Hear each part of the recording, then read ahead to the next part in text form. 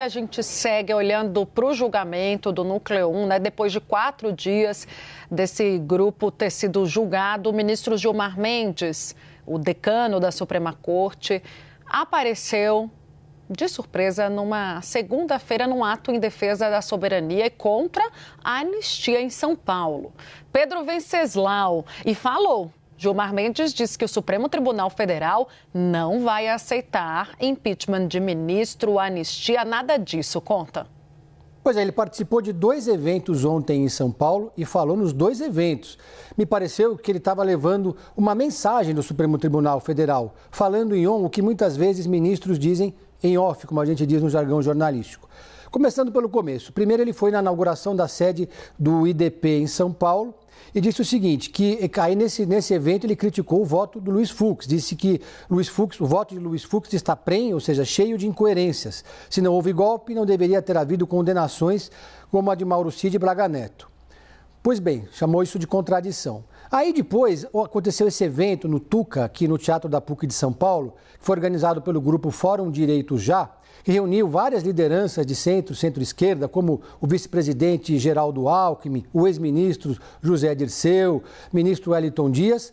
E nesse evento que aconteceu ali no Tuca, de repente apareceu o ministro Gilmar Mendes. Ele não participou do ato propriamente dito, mas estava ali nos bastidores, conversando com as autoridades e também, claro, com os jornalistas que estavam por lá. E nessa a gente pôde conversar com ele. E nesse evento, que ele apareceu de surpresa, ele disse o seguinte: primeiro, ele considerou esse evento fundamental, um evento claramente também contra o projeto de anistia que está sendo gestado no Congresso Nacional. Disse ainda o seguinte: nós vimos o quanto ficou ameaçada a democracia. Exigiram que interrompessem um julgamento em nome de interesses estranhos. Classificou como absurdo de que o que seria uma negociação comercial, que numa negociação comercial o Brasil exigisse interferência no Supremo Tribunal Federal. E fez um paralelo que eu achei curioso, que ele disse o seguinte: é como se o Brasil exigisse numa negociação comercial que os Estados Unidos revelassem os Epstein Files, que é um escândalo que acontece nos Estados Unidos. Aí eu questionei o ministro sobre a presença dele na primeira turma durante o julgamento de Jair Bolsonaro e dos outros integrantes do Núcleo Duro. Ele respondeu o seguinte, que foi um gesto, de fato, para mostrar que o STF está realmente unido. E, por fim, eu perguntei sobre o projeto de anistia e também o projeto a ofensiva que a direita vem fazendo para eleger o maior número de senadores, para que no ano de 2027, depois da eleição do ano que vem, consolide-se uma maioria para pedir impeachment de ministros do Supremo Tribunal Federal.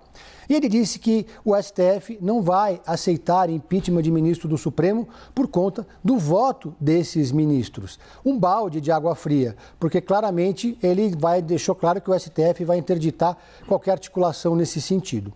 E esse evento que aconteceu ontem também teve, segundo o sociólogo Fernando Guimarães, que organizou o evento, um caráter de tentar consolidar uma frente ampla, porque tinham representantes de 11 partidos lá participando do ato, para tentar impedir o avanço da direita ou dos bolsonaristas em eleições para o Senado. Então a ideia é tentar consolidar a candidatura de nomes progressistas em locais onde haja um nome bolsonarista com chance de vitória para o Senado. Essa é a estratégia que foi defendida ontem pelas pessoas que participaram pelo evento, pelas lideranças partidárias.